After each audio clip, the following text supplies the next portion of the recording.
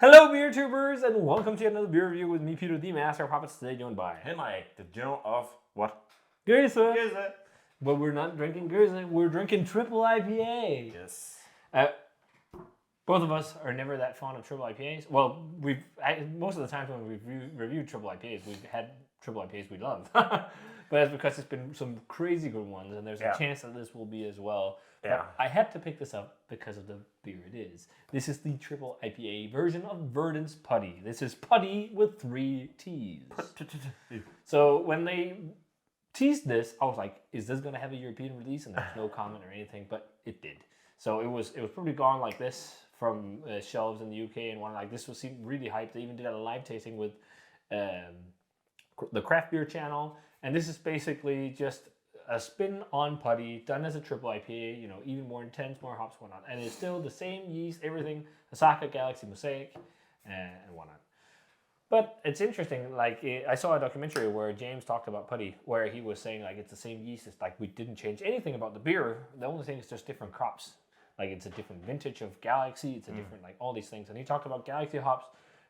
You can't crop pick as you can with other hops. So like some big, more well-known breweries, they get to pick like their favorite crop of Nelson or Citra or whatever, and they get that only.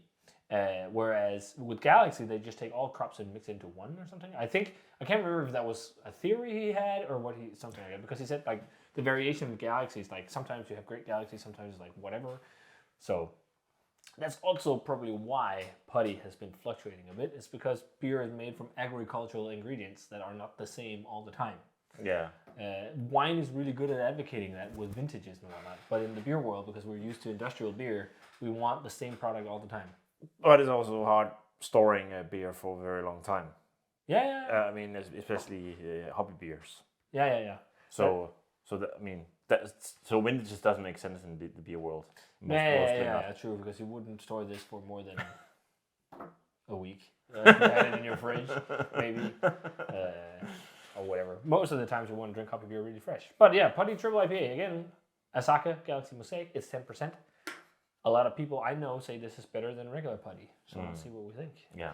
Pours the exact same color as Putty, pretty much. I mean, it looks like Putty. It looks like something up. I wonder if it says up the putt. Up the putt? It says silly. This is silly beer. This is a can of the 20th. So this is actually canned the same day as the American beers we had. Okay. Oh, that's cool. It just says silly. Yeah. Okay. So canned on the 20th of February. Yeah. So the same age. But yeah, it's like this really dark golden orange color. It looks like a real classic juice bomb with a white head. And the label on the regular one is the exact same, just a different kind of scheme. With the background, was it, or something like that? Yeah. And there's no not 3 T's in Putty, I think. Yeah. But yeah, do you want to check out the aroma on Let's tea? do it. Yeah. So it's much more mellow than what we did just. Oh yeah. And it's much more mellow. Yeah. Much more yeast centric. Yeah. It's really juicy, like really overripe, gushing juice bomb. Like that was I really liked Putty. I thought it was a great beer, but the same thing when I had Putty this year was like, yeah, but this is just the kind of IPAs I'm getting over. Yeah. I think there is some kind of zesty brightness, and I think there is a bit of a menthol thing, but there's so much like overripe cantaloupe melon and overripe floating mangoes. Kind of, bubblegummy. Bubblegum, Wrigley's Juicy Fruit bubblegum, peach, overripe peaches, stone fruits, like these really, I think for people who are into these kind of crazy juice bombs and want these super saturated, this is peak beer. Yeah, I think so. Yeah. It smells really good, but it's just reminding me of the kinds of hazies I'm sick of these days, unfortunately. Yeah. But it smells like a really good beer. I think so. There's also a little bit of an oniony dankness. Yeah. That's true. But yeah, big time overripe melon, all the cantaloupe, all that menthol. I mean, But it smells nice. But it is as I remember Putty as well. Yeah, something. To be honest. Yeah, just maybe a little bit more supercharged. Yeah, maybe a little more supercharged. And we'll get you more fucked up. Well, let's try Putty. Let's try the IPA version. Let's do it. Cheers. Cheers.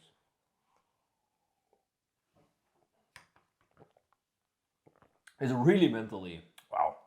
Much more mentally and warming I get sharp alcohol on the end right now, but it fades quite quickly.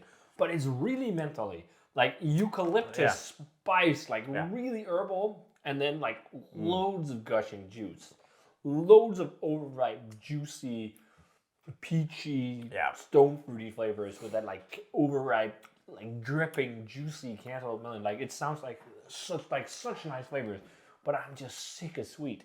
And this just there's so much sweet flavor on this. Yeah. It feels dry in the mouth, and I think it's because alcohol also dries out and whatnot. Yeah. It doesn't feel like it's like an under attenuated beer that's too sweet, but I think it's because you have all these sweet esters and whatnot, and the sweet juicy profile. It just makes the beer seem more sweet and cloying. Like I could never drink a can of this on my own. No. I could, but I wouldn't want to. I mean, this is perhaps even a bit too much for both of us. I mean, I think this would be good for sharing with 4 people. Yeah, almost. I think so. Like, this does not rock my world in any way, shape, or form. I like regular putty more. It has a really sharp, warming, mentally alcohol type thing. I think a little bit. It's just so extreme. Like, this is a good example of why I dislike triple IPAs. Really, there's no reason to like make if them. I want a beer that's beastly and big, I'll go for a stout or a barley wine. Yeah, exactly. I mean, there's no really reason for this. I think there is. I mean, everyone, like, this is for the brewery's sake. I think, Maybe. Of course they would make a beer like this at some point because people love putty. And it's such a hyped and still beer that's discussed all the time. Even though, like, and there's always that question, putty is not the best hazy beer. Easy now. Like, this beer has been, so many brewers owe a lot to putty because they were, like, the first doing these kind of beers in Europe and heard it. So, like, I think a lot of people give putty shit for no reason. Just because other brewers are making better beer now, of course. I mean, that's how it is with any kind of beer and beer style. You start at one point, and then someone surpasses you, making something that's different or new. Maybe like that's happened like all the time throughout the years. People reinventing styles and doing them better, or just reinventing them and doing them their way, not necessarily better. Where I think that's where people are like, oh yeah, it's just so overhyped. There's so much better beer around. Like, yeah, but this is a beer that hasn't changed. No. Think of it in that frame, and think of this in a time frame where hazy beers weren't. Yeah, I mean, there was a time when you gave putty 100. Yeah. But that time. And that's not so. And that's not so long ago, actually. Yeah, no, it's what maybe I don't know how old is putty. I actually don't know. I can't remember when it was first released. It's over 6 years ago, I think. Yeah. But that's also the thing with the beer industry. Things move so freaking fast. Yeah. But yeah, I think it's a pretty decent triple IPA. But I would actually not pick this up again. This is pretty much also I only picked this up as well because I wanted to do a video on it. Personally, it's not something I feel like I would want. I kind of wanted to tick it and try it, but I had a feeling that I would like this less than the regular putty.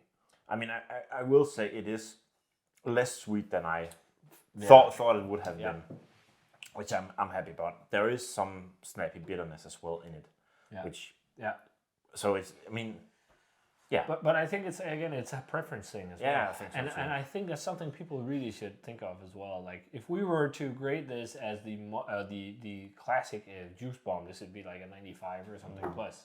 But always, like when you take things like this into account and talk about personal preference. Like the biggest thing with ratings these days, I think it's also like people never comment; they just throw a rating out there. Like put your thoughts in and tell people why you're giving a beer a certain grade. I think that's really good because everyone is rating from personal preference.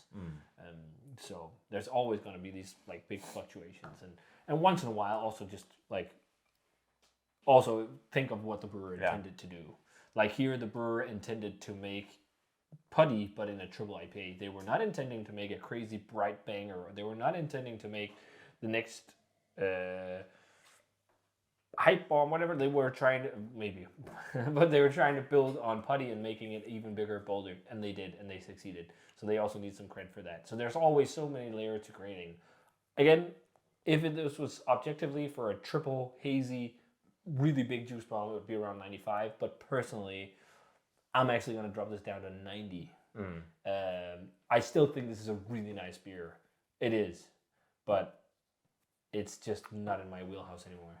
So, Yeah, I agree. I think so too. The same. And I can almost feel like being 90 is being a little bit generous, to be honest, because I really I'm not that It's into actually this. quite difficult. Like I'm really not that into this. I love Verdant's other beers. I really like the 40 watt series, and I like the conventional tactics and things like that. But this is just getting a bit much for me these days. I'd rather have a Pils or West Coast IPA. But if you do like these big triple IPAs, you're gonna freaking love this. I mean, it is an explosion. It is an explosion of flavor. Yeah. But I don't. For me these days, explosion of flavor doesn't necessarily mean the best beer I ever drank. No, because it can also get too much. I mean, the balance is like kind of out the window. Yeah. But that's also fun sometimes. It is. But when it's lighter beers these days, this is just like the sweet, big, crazy stuff. It's not for me. But I think it's a good beer nonetheless. Anybody watching this video should take anything with a grain of salt anyway. I mean, you got to try things yourself, right? Yeah, for sure. It's just general guidelines from our perspective. But I think it's worth a shot. And if you tried Putty over the years, you need to try Putty with 3 T's, the triple IPA. So especially if you're one of the people that adored this kind of beer back in the day, like me. If you already had the triple IPA version of Putty, let us know what you thought of it. As always, remember to comment, subscribe, check out the Facebook fan page and Twitter and Instagram, and give the video a thumbs up if you enjoyed it. Ring the bell for future notifications about videos, and we're going to say cheers and some crazy, crazy triple IPA. And see you guys in another beer review.